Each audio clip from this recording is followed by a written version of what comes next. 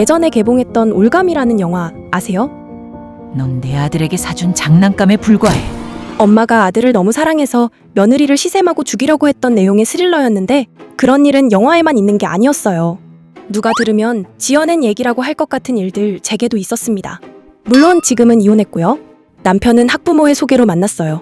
제가 학교 앞에서 작은 피아노 학원을 운영하고 있었는데 학원생 어머니가 좋은 사람이 있다며 소개를 받아보라고 했습니다. 처음에는 거절도 했었는데 저를 좋게 봐주신 어머니의 권유를 계속 거절하기 어려워 얼굴이나 보자 싶어 만나보겠다 했죠.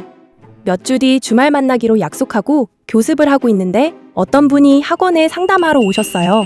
아이 피아노 상담하러 오시는 어머님들 연령대가 보통 30대, 40대 정도인데 그날 오신 분은 60대 정도로 보이는 분이셨습니다. 오며 가며 피아노 학원을 눈여겨봤다고 하시더라고요.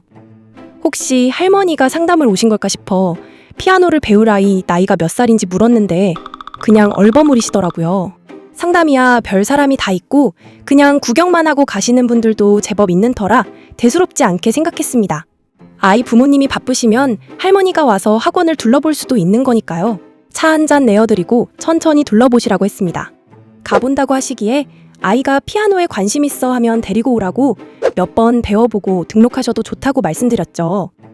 그날 이후 한두 번 정도 학원에 혼자 오셔서 잠깐씩 있다 가셨습니다. 시간이 조금 지나 학원생 어머님이 주선한 만남을 하는 날이라 장소에 나갔습니다. 먼저 와서 기다리고 있던 남자분은 인상이 꽤 좋았습니다. 얘기도 제법 잘 통했고요. 나가서 식사라도 하자고 하기에 그러자고 하고 계산대로 갔는데 남자가 누구를 찾는 듯 자꾸 두리번대는 겁니다. 저도 남자 시선을 따라 뭘 찾나 같이 둘러봤어요. 근데 저 구석 자리에 낯익은 사람이 앉아 있었습니다. 학원에 몇 번 오셨던 그 중년 여성분이었어요. 저와 눈이 마주치니 서둘러 화장실로 가시더라고요.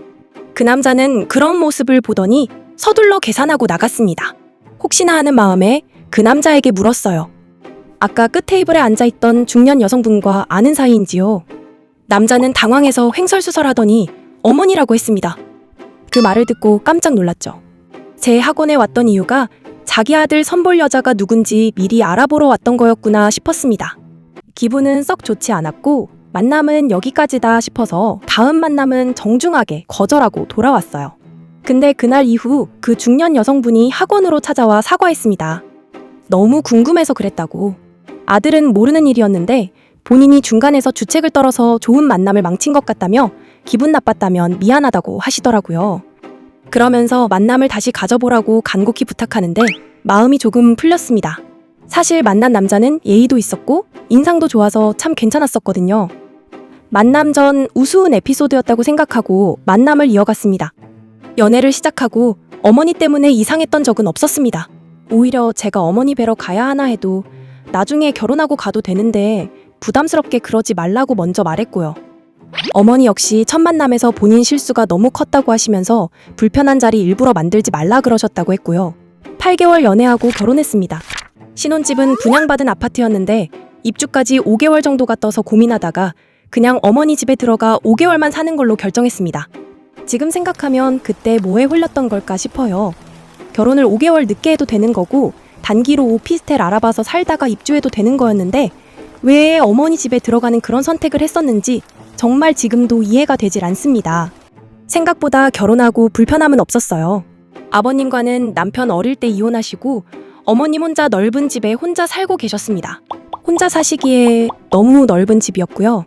어머님 사는 아파트가 복층이어서 저희가 위층을 썼는데 출퇴근 주말 말고는 별로 마주칠 일도 없었습니다. 저는 오전 11시쯤 학원에 가서 오후 8시에 들어왔는데 아침은 원래 먹지 않고 점심과 저녁은 밖에서 해결해서 평일에는 어머니와 마주칠 시간이 더 없었어요. 전 아침을 먹지 않아도 남편은 아침을 먹는 사람이니까 처음에 제가 아침 준비를 해보려고 했었는데요. 어머니가 절대 못하게 하셨어요. 위층에서 쉬다 나가라고 내려올 것도 없다고 했고요. 식탁에 앉아 두 사람 하하호호 아침 먹는 거 보면 약간 소외감 들 때도 있었습니다. 그래서 먹진 않더라도 같이 앉아 얘기라도 해야겠다 싶어서 저도 내려와 식탁에 앉았습니다. 어머니는 이런 절 보고 밥 먹지도 않을 거면서 뭐하러 내려왔냐고 올라가라고 화를 내시더라고요. 이게 화낼 일인가 싶어 당황하고 있는데 남편이 오자 힘들게 왜 내려와 아침 거들게 하냐고 니처 얼른 올라가 쉬게 하라고 하시는 겁니다. 아까와는 다른 온화한 얼굴로요. 남편 앞에서는 세상 제일 좋은 어머니처럼 굴었어요. 학원에서 돌아오면 남편은 어머니 방에서 뭐가 그렇게 좋은지 저 온 줄도 모르고 있었습니다. 제가 어머니 방에 들어가니 어머니 안색이 싹 바뀌셨는데 그걸 남편은 못 봤습니다. 예, 니처 일하고 와서 힘들겠다. 얼른 올라가서 쉬어. 아가, 뭐 먹었어? 뭐 먹을 것 좀 챙겨줄까? 엄마는 진짜 며느리한테 너무 잘해. 지선이가 시어머니 복이 있다니까. 그치 여보? 예, 넌 결혼한 지 얼마나 됐다고 벌써 여보라는 말을 쓰니? 너 그런 말 쓰지 마. 징그러워. 남편은 서재에서 책 좀 보다가 잔다며 저보고 쉬라 했습니다. 생각해보니 남편하고 결혼 후에 단둘이 조용한 시간을 가져본 게 한 번도 없더라고요. 아침 저녁으로 어머니와 함께 있고 저 학원 마치고 오면 남편은 서재에서 책 좀 본다고 해서 저 먼저 잠들기 일쑤였고요. 안 되겠다 싶어 남편에게 말했습니다. 오늘은 나랑 좀 있어. 결혼하고 당신하고 제대로 된 대화해본 게 언제인지 몰라. 그런가? 나는 원래 저녁에 책 읽다 자는 버릇이 있어서 침대에서는 읽는 건 싫고. 그래 좋다. 오늘은 우리 와이프랑 놀다 자야겠다. 남편이 먼저 올라가고 어머니께 안녕히 주무시라고 인사를 했더니 싸늘한 얼굴로 제게 다가와 머리채를 잡고 차마 입에 담지 못할 말을 하기 시작했습니다.